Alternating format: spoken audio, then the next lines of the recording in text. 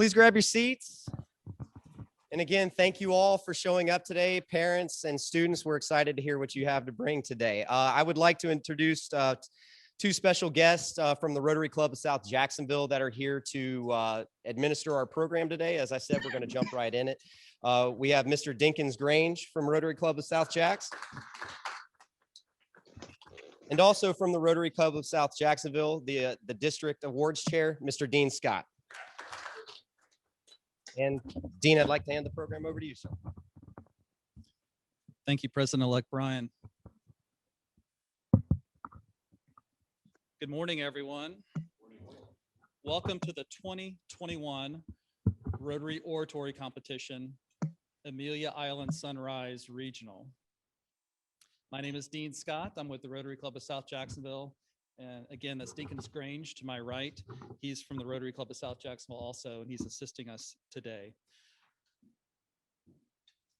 So, it's exciting, very exciting. Our contest invites high school seniors from each of the high schools in the 5-county First Coast area to compete in an oratory competition. This year, we have students from 22 of those schools competing. In addition to the regional competition we're having today, we have previously had a regional competition at the Rotary Club of Jacksonville, the Rotary Club of West Jacksonville, and the Rotary Club of Orange Park. Subsequent to today's regional, we will have a regional on Monday at the Rotary Club of St. Augustine, 5 regionals total. The winners of each regional will compete in a finals competition at WJCT Studios in downtown Jacksonville on March the 4th. That competition will be broadcast for telecast later on. So the regional winner today is going to win a $500 scholarship. If you advance to the finals and win, that winner is going to win $5,000 in scholarship funds, with the runner-up winning $3,000 in scholarship funds. Any of the finalists will receive $1,000 minimum in scholarship funds. So quite a nice prize. So let me explain how this works. Each of our speakers are going to deliver a speech in a few minutes. Those speeches will be scored by Rotarians watching here live in the room and also on Zoom. If you're watching on Zoom, in your chat box, you will find a link to a virtual scorecard. Please click that link. There's a pull-down box associated with that link after you get there, which you need to pull down to Amelia Island Sunrise, the name of the club. And from there, you'll be able to score each of our contestants. Here in the room, you'll find a paper ballot on your tables. Now, this is for Rotarians only, not for students and people with the students. So this ballot asks that you rank each speech in 7 categories. Each of those categories are scored 1 to 4, with 4 being the best performance and 1 being the weakest performance. Then you add up those scores, and they should total a maximum of 28. If they score more than 28, then we need to talk about remedial math, and you need to go back and double check that. Please make sure there's a value between 1 and 4 in each category, and please use whole numbers. We aren't using fractions or decimals today. Okay. So 1 to 4 in each category, 28 maximum. We'll collect those paper ballots after the final speaker. While you have some other club business going on, we'll be scoring out in the lobby. Okay, so please write clearly and do the best you can with that.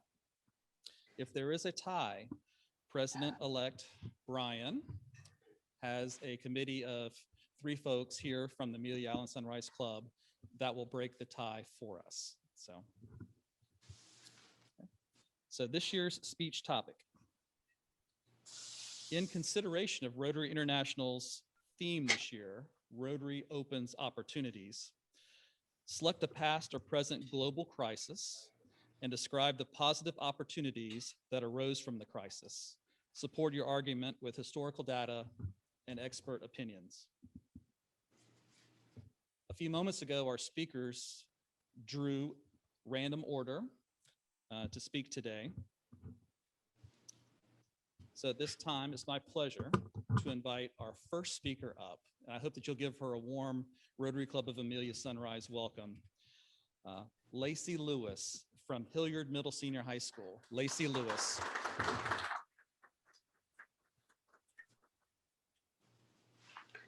Thank you so much. Now today I'm going to talk to you about something that I'm sure we are all familiar with, which is COVID-19. And I'm sure when you hear those words, your heart probably sinks and you probably think, oh, this again. You hear it on the news, you hear it everywhere. It's something that impacts every one of our lives, and it's usually in negative ways. We think about how we have to wear masks when we go out. We think about everything that has impacted our lives. I can't go to school quite the same anymore. It's something that has changed our lives in a negative way. But with that being said, there are tons of positive outcomes that have come from it. And I'm not just talking about positive COVID tests. It's important that we recognize all the positive opportunities that have come from this, especially the environmental impact that COVID has had.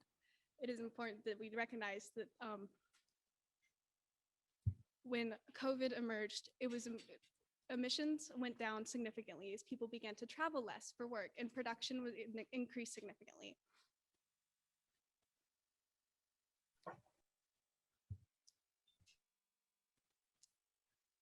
When production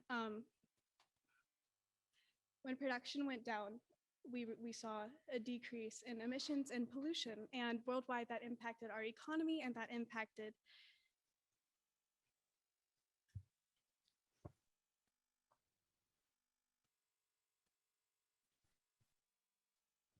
So there were many positive environmental impacts that came with this, and not just this, but also research was able to increase in science. We were able to understand a lot more about scientific research and about everything that we are capable of.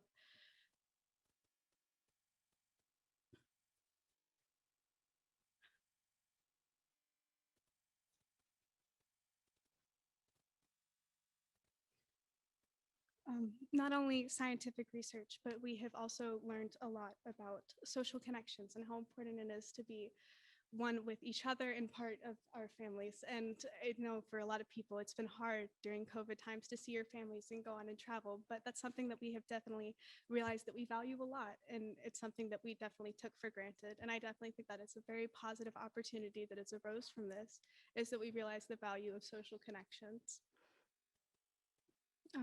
And it's also important that we realize the impact that the internet has had on us. I mean, for going to school, being able to have Zoom meetings and still communicate with everyone across the world has been very important.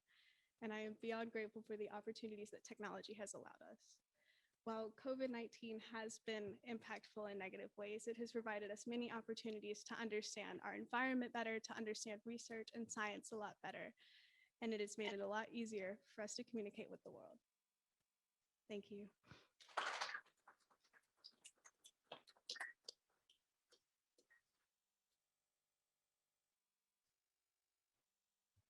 Thank you. That was Lacey Lewis from Hilliard Middle Senior High School. Lacey, I love how energetic you are in the morning. That's awesome. Teach me how to do that. So please take a moment and fill out your ballots for Lacey Lewis. And she hit on something that spoke to me just then about social connections. And isn't it great that we can be here today, still celebrating Rotary and having fellowship? I'm thankful for every opportunity we have like that. So I'll give you just a couple more minutes to fill out your score sheet.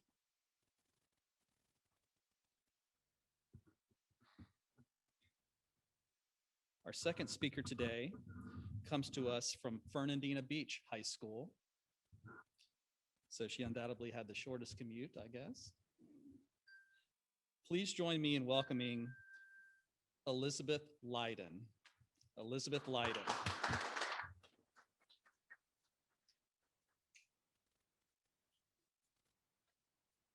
Thank you, Mr. Scott. Hi, my name is Elizabeth Lyden. That's L-Y-D-E-N for any of you wondering. And I'm going to be talking about yellow journalism and its positive effects in society. 1885 was a year in which we saw the beginnings of what we know in 2021 as social media. In the 19th century, however, it donned a different name, yellow journalism. Its most common use as newspaper propaganda in the Spanish-American War not only affected the United States, but also the international waters of Spain. This was the beginning of human reliance on global communication regarding international issues. From the Spanish-American War to COVID-19, as a culture, we feel the need to turn towards the news to know what is happening at any given moment. Whether accurate or not in this day and age, the individual is overwhelmed with a sea of information of unknown origins and accuracy, causing truth and lies to be spread rapidly. Until the main question in our minds is, what is the real fake news? The first historical account of the aforementioned phenomena dates back to 1885. It's recorded as a competition between two dueling newspapers in the heart of New York, identified by historians as the Journal War. Leading the war was William Randolph Hearst, editor of the New York World, and Joseph Pulitzer, editor of the New York Journal. The primary cause of this competition was akin to the reason anyone posts anything on social media: attention and money. The name of the offending incident that started it all? Yellow journalism. Derived from information based on Hogan's Alley, an immigrant slum in the heart of New York, Richard F. Alcott drew what became known as the grandfather of yellow journalism. An immigrant kid clad in a drab yellow raincoat with no shoes and some silly statement that poked fun at the immigrants who lived there. The comic dubbed The Yellow Kid, ironically, was sensationalized, and Joseph Pulitzer made thousands of dollars off Alcott's drawing. Pulitzer and Hearst quickly descended into writing solely about scandalous, unfounded gossip regardless of the ethics involved. To quote an excerpt written by Christopher Wolfe, an expert on this subject, the goal was to create a sensation that would prompt people to buy copies of the paper. In other words, truth was sacrificed, a victim to profit. Even today in 2021, publishers still sacrifice truth for profit when global crises arise.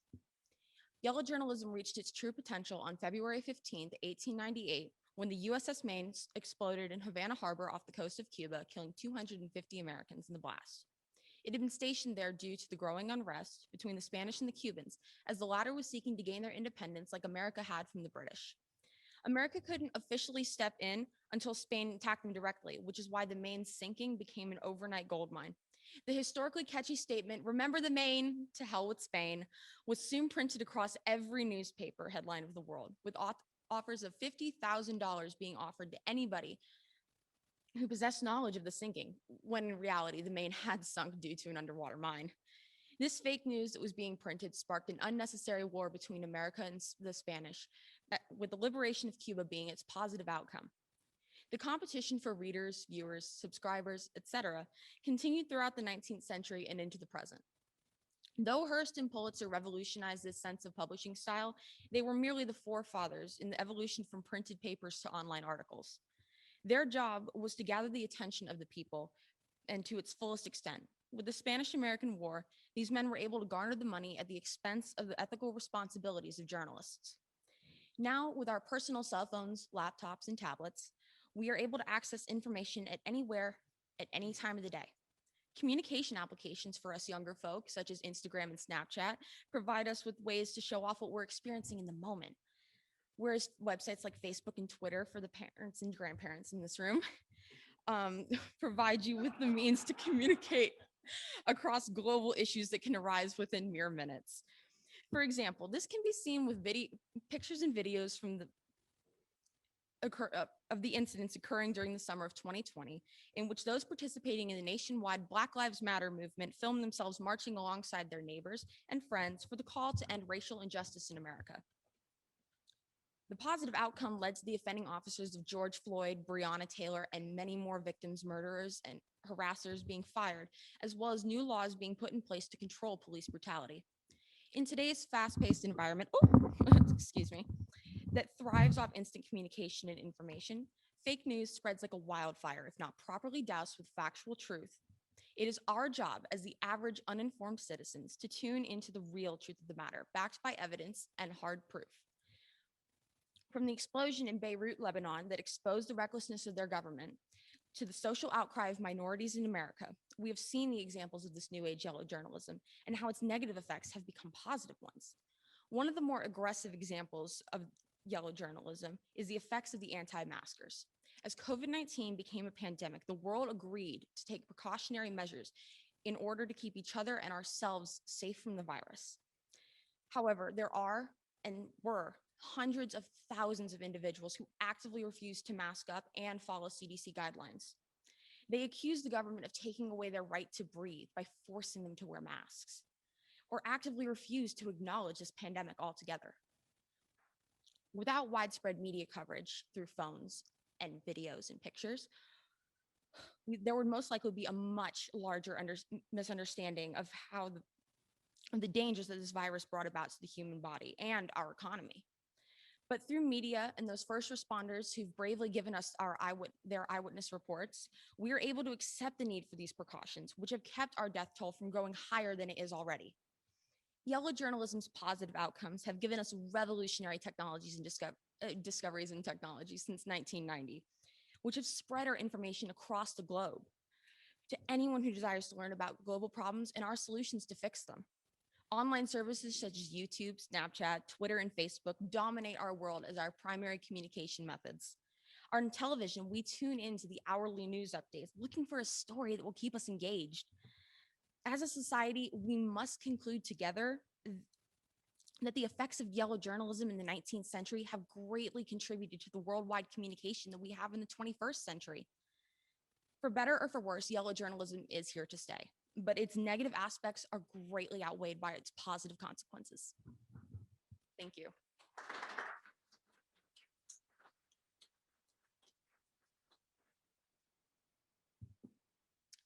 Thank you. That was Elizabeth Lyden from Fernandina Beach High School. Remember the Maine. I haven't thought about that in a long time, but my wife told me to remember the garbage several times this week. I'll give you a couple of minutes to fill out your form there. Elizabeth Lyden, Fernandina Beach High School.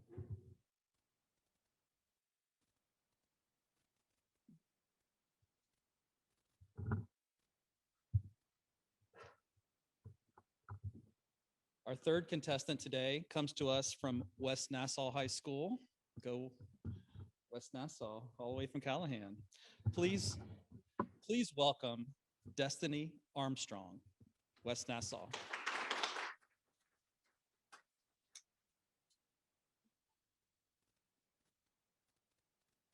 Thank you so much. A few of us passengers are getting together. I think they're gonna jump the guy with the bomb. Are you sure that's what you want to do, Todd? Yes, I'm gonna have to go out on a little faith because at this point I don't have much of a choice. Well, if that's your decision, I'm behind you and I support your decision. Are you ready, guys? Let's roll. The line went silent. Those were Todd's final words. Todd Beamer was aboard United Airlines Flight 93 on September 11th, 2001. Todd had 2 sons and a baby on the way. All of the passengers on that flight had a family and a life, yet they banded together to stop the hijackers in an attempt to save others, knowing it would be fatal. The world stopped. America was in shock. With this tragedy, we're able to witness life at its worst, turn humanity into its best, by creating positive opportunities and bringing out the grace of others. With each new hit on our country, hope fell and despair, chaos, and confusion reigned. 9/11 was a tragedy that made us aware of the global crisis of terrorism. However, through this, we grew to love our neighbors. Our neighbors grew to be more involved in regional and national government, and our government grew to establish a more prominent global presence by gaining allies and sending aid to those countries battling terrorism, ultimately growing our entire global community. As time progressed, so too did hope and opportunity arise in our communities. After the devastation, Americans began to claim a new sense of patriotism. Everywhere, Americans began to fly their flags in their homes, work, and even vehicles as a symbol in an attempt to strengthen the nation they call home. But it wasn't just about a flag. That day, my mom was working in a bank. When the news began spreading, they pulled out their workroom television, closed down their stations, and everyone in the bank, both customers and workers, sat down and watched the live footage and news of an act of foreign terrorism striking the United States for the first time. Everyone in that little bank came together and were consoling each other and helping each other to check on their families, unsure of what would happen next. Then they all went to donate blood in an attempt to help wherever they could. This patriotism and community also brought on a new sense of global consciousness as the United States looked for new ways to bring in global peace. Globally, the priorities turned from caring about business and finance to caring about humanity as a whole. Countries all over the world began to send aid to America in an attempt to repair the damage left in New York structurally and the emotional scars left on a scared nation. America has and will always be the land of the free. But 9/11 was the first huge act of terrorism to challenge our understanding of bravery. It opened America's eyes to the brutality and intense effect of terrorism that other countries had been facing for centuries. America began to reach out and send aid to other countries who had also been affected by terrorism in hope of relieving the stress. Eventually, this resulted in the US gaining allies and furthering our growing global community. On September 12th, NATO declared that an attack on the US was an attack on all nations and proceeded to send 5 airplanes to keep an eye on America. Queen Elizabeth II sang the American national anthem in tribute to America's loss. Along with this, many other officers, such as Vladimir Putin and German Chancellor Gerhard Schroeder, declared that this was a challenge to humanity and an attack on the entire civilized world. This unity of nations standing up for America and America standing up for them created lasting change across the entire globe. In 2017, a musical was released entitled Come From Away, which tells the true story of 38 planes that diverged from the tragedies of 9/11 and instead landed unexpectedly in a place called Newfoundland, Canada. Here, the Gander townspeople took in these survivors and cared for them in the days following 9/11. 2 of these passengers fell in love, even though they were from opposite sides of the world. Passengers became close friends with the townspeople, and one was even able to console a passenger after she found out that her husband, that was a firefighter, had died in the travesty. Each of these survivors were able to make connections with the townspeople and each other as they grew a new sense of community and relationship. Rather than being labeled as American or Canadian, they were simply seen as human. And this sense of community continued all over the world as many other countries grieved for and with America. After the humbling of a global power, opportunities arose for the coming together of neighboring nations to embrace diversity. It urged a new understanding that we must learn to accept and support each other everywhere in the world. Whether it be in supporting those who have lost loved ones or their jobs or even faced the backlash from this attack. Everyone was able to come together to create hope economically and physically. However, it wasn't just the community coming together, but the individual efforts that were able to change the world. Everyone has the power to help others and take action amongst tragedy. The man in the red bandana began carrying men and women to the ground floor while telling everyone, if you can save others, do so. This entire time, Wells Crowther could have easily left the South Tower and escaped unharmed, but instead he chose to save as many lives as he could and ultimately gave up his own by doing that. Each of us has the capacity to be like Todd and the people in the bank and Crowther. The efforts of one person can save someone's life. In a time of tragedy, we can mourn and process, but we must also see the opportunities to love our fellow neighbor, serve others, and rebuild our community. If you can save others, do so. Thank you.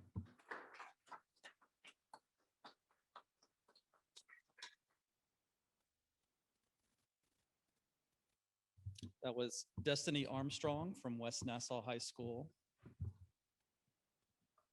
She hit on some themes that Rotarians are undoubtedly familiar with. While we're no way heroes like 9/11, we certainly are people of action, and we do like to do anything we can to help change the lives of others for the better. Even affecting one person's life positively is a worthy endeavor. So I'll give you a few minutes to fill out your score sheet there.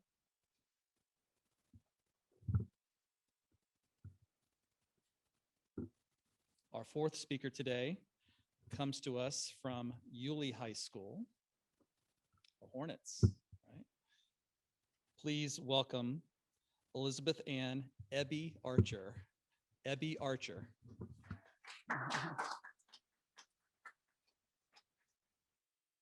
Good morning. I'd like you to meet someone This is Muhammad.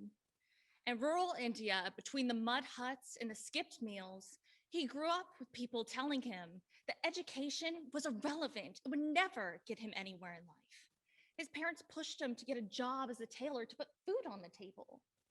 But through perseverance and a mentorship by a program called the Magic Bus, Muhammad obtained an education and became a youth mentor, using his leadership skills to help guide children and provide them with the lifelong skills they need to succeed in life and break the poverty cycle. With his salary double of what it would be as a tailor, Muhammad proved to his parents that having an education pays off in the end. Muhammad is a poignant example that education is one of the many positive tools to help overcome the world crisis that is poverty. Our world faces many issues. One we see no matter where we go is poverty. This enormous issue presents itself differently all over the world. According to the World Bank, the global extreme poverty rate is at 9.2%, which is equivalent to 689 million people living on less than $1.90 a day. Though it may not be as flagrant as other parts of the world, we still deal with this issue heavily here at home. Even though we have yet to vanquish the poverty crisis altogether, we have found education to be the holy grail of sparking change. To quote Nelson Mandela, education is the most powerful weapon in which you can use to change the world. Even in developed countries like the US, we still see high rates of poverty and how that affects access to education. With knowledge in hand, it opens so many great opportunities. According to childfund.org, people who do not earn a high school diploma by the age of 20 are 7 times more likely to be persistently poor between the ages of 25 and 30. Even in developed countries like the US, we still see high rates of poverty and how that affects access to education. Many times, students have to battle whether to continue going to school to get a job to keep the lights on. At home and abroad, clubs like Rotary, Mercy Corps, and UNICEF help encourage education for underprivileged children and provide them with the lifelong skills they need to succeed in life and break the poverty cycle. Access to education is only the first step in helping eradicate the poverty crisis. Examining the situation at home, the US Department of Education says that 40% of low-income schools do not get their fair share of funding, leading to ill-prepared students who've already come from so little. Let's say they make it to college. Compared to the rest of their peers who've had a better education due to their wealth, the underprivileged kids get left behind. And with it becoming so much harder to get a good paying job without a college degree, the poverty cycle continues as the young adults with low income settle for poorly paying jobs. Charles Best, formerly a teacher in the Bronx, started a platform called Donors Choose in order to provide students in every community with the experiences and resources that make for a good education, making the gap between education and poverty smaller. Through the DonorsChoose.org platform, 2.5 million supporters have donated more than $518 million to provide resources for 22 million public school students across the US.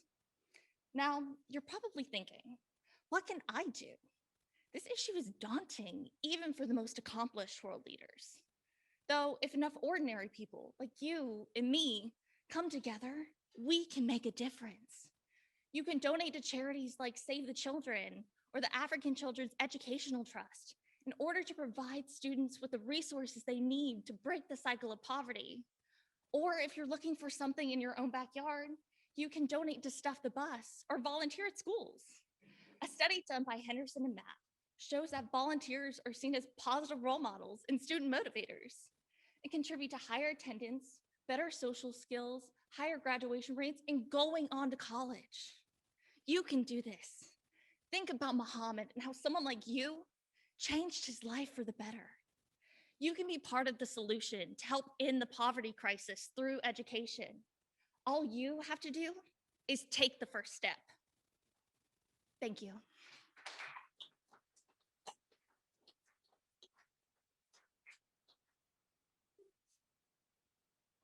That was Ebby Archer from Yulee High School.